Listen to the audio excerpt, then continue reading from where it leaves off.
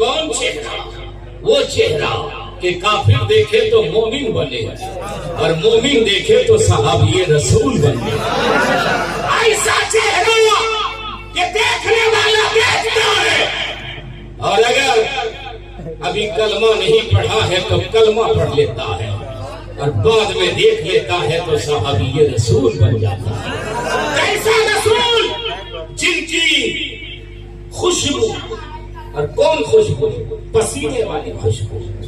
मुस्तफा जिस गली से गुजर जाए वो गली महक जाती है। मुस्तफा जिस शहर से गुजरे, जिस इलाके से गुजरे, इलाका मुनव्वर हो जाता था। सैयदना सिद्दीक़ अकबर ने अर्ज़ किया, या रसूल अल्लाह, मेरी पहली पसंद आपके चेहरे का दीदार करना है।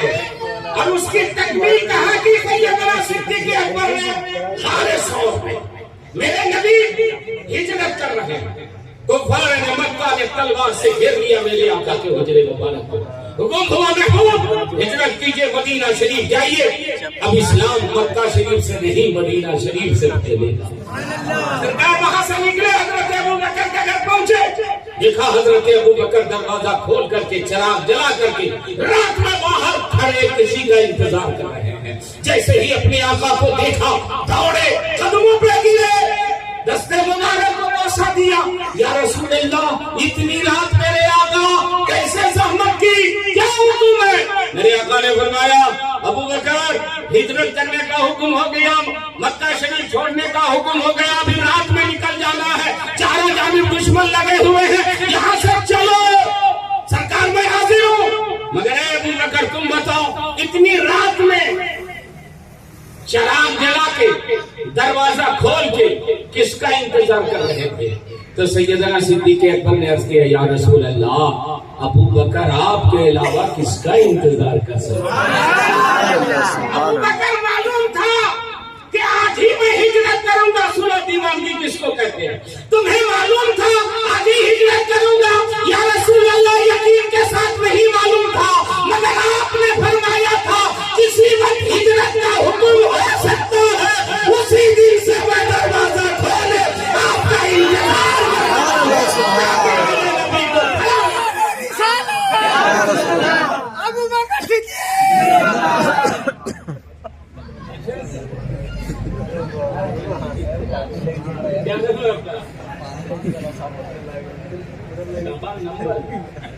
अंबर माशाअल्लाह।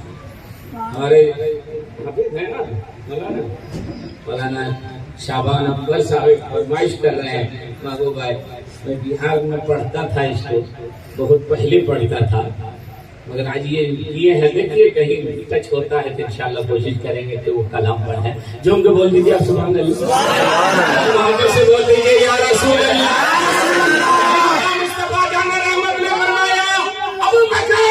रात में मेरा इंतजार कर रहे हो?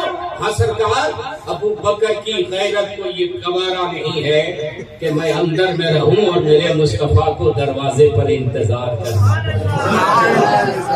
सरकार ने फरमाया, जल्दी करो अबू बकर।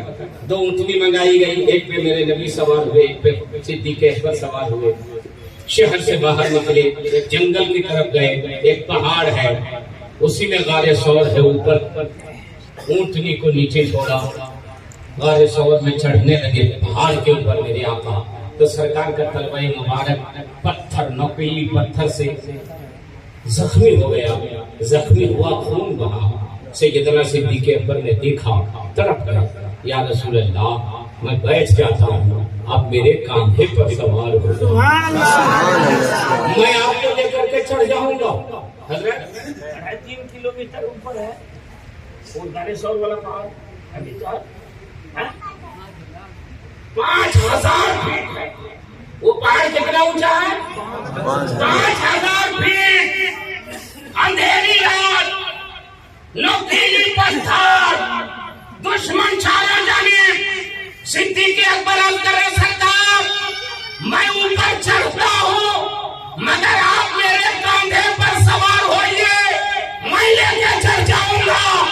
मेरे आका ने फरमाया, अबू बकर तुम भी तो जख्मी हो, तुम भी तो परेशान हो, मैं जानता हूँ तुम सिद्दीक हो, मगर नबूवत का बोझ नहीं बरदाश्त कर पाओगे, रिसालत का बोझ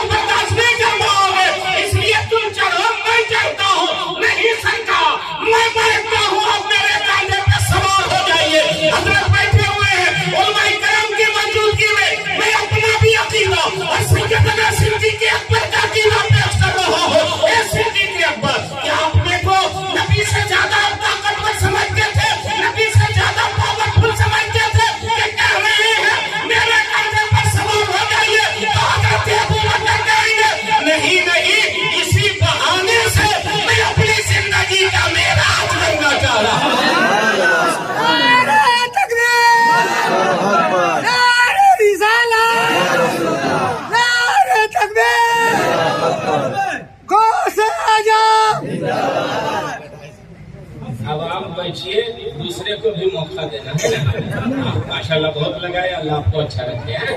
अब दूसरे मौका देना, देखना कि आपके तरफ को है कि ऐसे ही लोग बैठा हुआ है। और पीछे से आप लोग को जवाब देना है ना। अब क्या नाम है आपका?